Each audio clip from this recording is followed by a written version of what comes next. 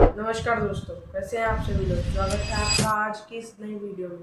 दोस्तों, अब की बार अगर आप ITR दर्ज करेंगे तो आपको दो एड्रेस यानी कि दो एड्रेस की कॉलम मिलेगी।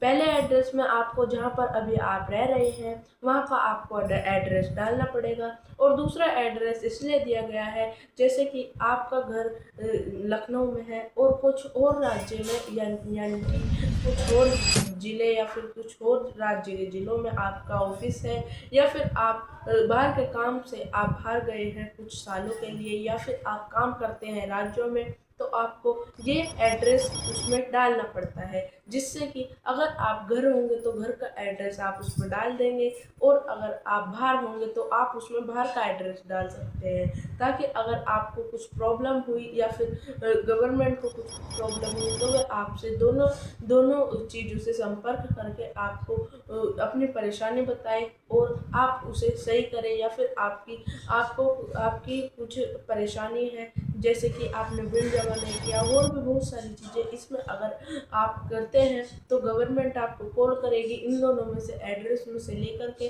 अगर घर वाला नहीं लगता तो ऑफिस वाला वो एड्रेस चेक करेगी और आपको कॉल करेगी उसी चीज़ को सही करने के लिए।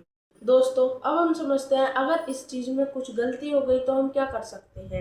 अगर आपने ITR भरते हुए उसमें कुछ गलती कर दी तो इसमें पहले आपको टाइम दिया जाएगा। कुछ गलती हुई है तो आपको पहले टाइम दिया जाएगा। जो अब टाइम दिया जा रहा है ये दिया जा रहा है 31 जुलाई 2026, और अगर आपसे कुछ गलती हो गई है तो आपको टाइम दिया जाएगा 31 अगस्त 2026। और अगर आपकी उसके बाद भी आपकी जो गलती है ये हो गई है तो फिर से आपको एक टाइम दिया जाता है। एक पूरा टाइम फिक्स करके रख दिया है। फिर आपको टाइम दिया जाएगा नवंबर तक का, 31 नवंबर 2026 तक का।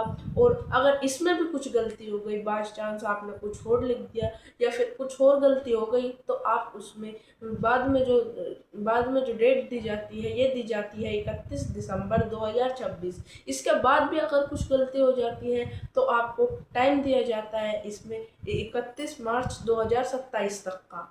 दोस्तों, अब सरकार फैसला ले रही है 1600 सैटेलाइट ऊपर भेजने की, यानी अंतरिक्ष में भेजने की। इसके बारे में कल मैं वीडियो बनाऊंगा। आज के लिए इतना ही। चैनल को लाइक करें, सब्सक्राइब करें एंड शेयर करें। धन्यवाद।